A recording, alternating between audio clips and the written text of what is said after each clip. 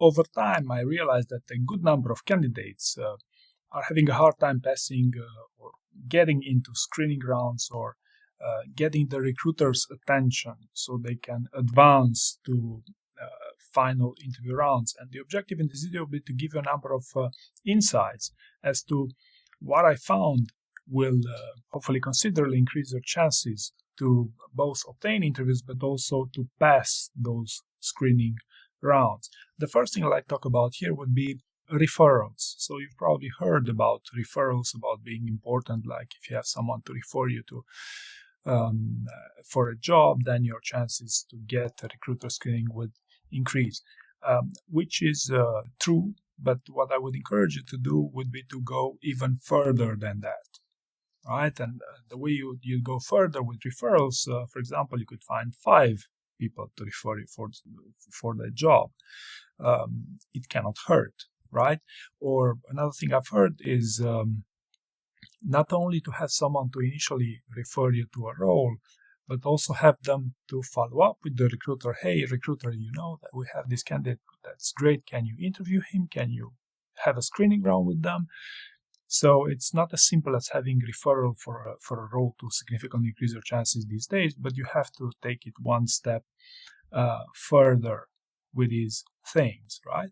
How do I know this? Well, I know this because I have some people who had a hard time passing these interviews, so I asked the people who passed interviews, and they explained to me how it's done with these referrals. So things evolve, and you should also evolve your approach to getting these screening rounds. Okay, recruiters are taking a bit of a risk when they advance you in the process, so that's why they would like to manage their risk as much as possible. So that's why having 5 referrals would decrease their risk, right? The second thing I like to talk about here would be well keyworded CVs. Okay, nothing new that if you have a well keyworded CV, you will pass the ATS, the applicant tracking system. I used to run an ATS in the past, by the way. So there's basically nothing new here. I'm sure you've heard about this approach, but what if you thought it this way? You used a well keyworded CV not just to obtain a screening round, but also to pass that screening round. And believe it or not, this does actually happen. How do I know this? Well, actually, I know this because I've coached some terrible candidates with great CVs who thought that a great CV and some coaching would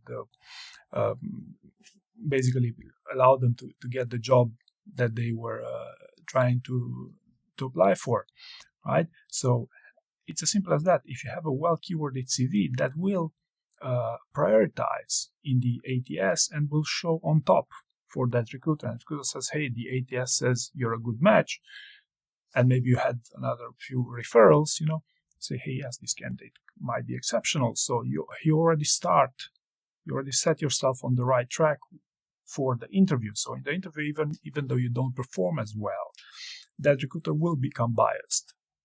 Even from the start, and your chances to pass into the final interview rounds significantly increase just because you had a well keyworded CV. Now, whether you're going to pass the interview at all, that's another story, but we're talking about passing screening rounds here, right? The third thing I like to talk about here is that whether a recruiter likes it or not, or whether companies like it or not, screening rounds do happen on impressions. So some companies try to eliminate screening rounds, they try to automate them. It doesn't really work for various reasons, but long story short, it's impossible to screen someone accurately within 1 hour or within 2 sessions if you want. How do I know this? Well, I coach people, so it can be hard for me to gain a better understanding of someone's subject matter expertise even after 5 sessions. So it's inevitable that these screening rounds are also a matter of impression. So having a positive attitude and great rapport with your recruiter will significantly increase your chances to pass these interviews, right? So you should know that also recruiters can actually read you better than you realize, better than most candidates realize. Right? And I also know this from coaching people that some people really try to cheat in these interviews. They don't realize that the methods that they're using for cheating are not really up to date, so to speak. So the most basic example would be rewarding your answers with AI. It really shows, and it can easily go the wrong way, right? So these were my top 3 tips. And really, the main idea I like to communicate here is that you should go one step further than your competition. Not just get a referral to get 5, or get a referral to re-refer you or to follow up on that. Have a CV, but think long-term with that CV.